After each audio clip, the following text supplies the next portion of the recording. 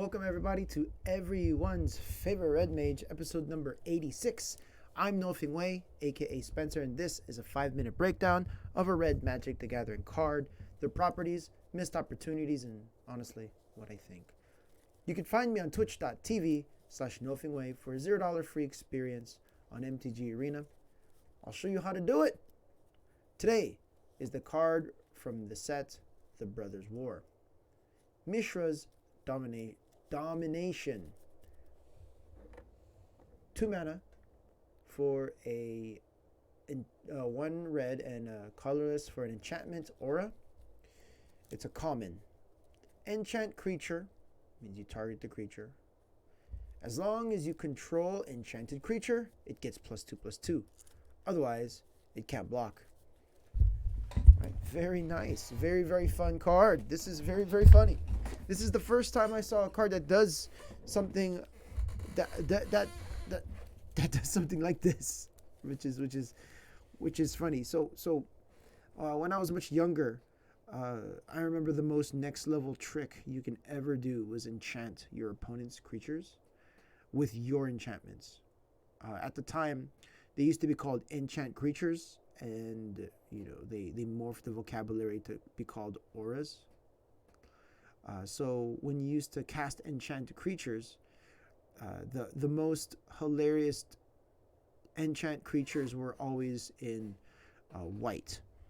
For example, you had lifelink and pacifism. Those were the top two that I saw. And people would cast pacifism on opponents' cards and lifelink on their cards. However, what we would do is you would put lifelink on your opponent's creatures. So when that creature attacked, you gained life.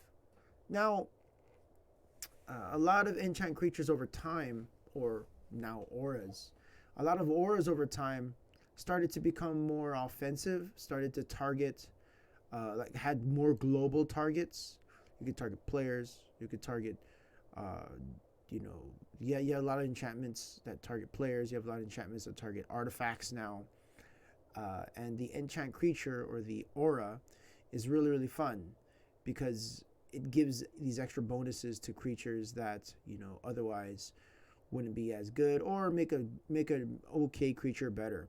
Here, this happens both ways. One, if you target your own creature, it gets a little bigger. 2 mana for +2/+2 is kind of weak. In red, that's all right.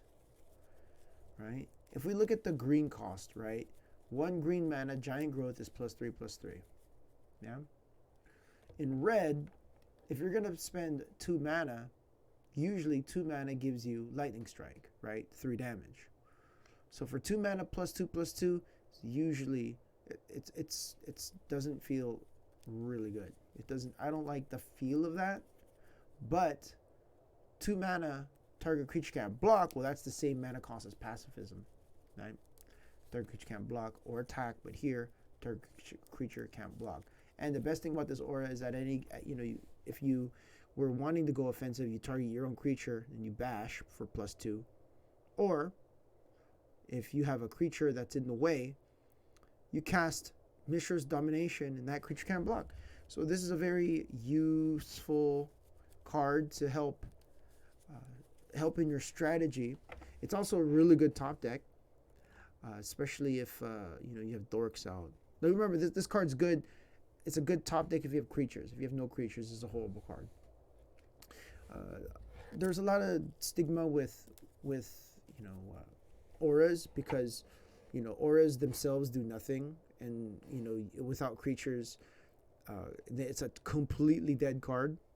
So the best way to use Mishra's Domination is most likely in a little dork deck, right? Little dork deck, turn 1s, turn 2s, turn 3s, a lot of burn spells, right?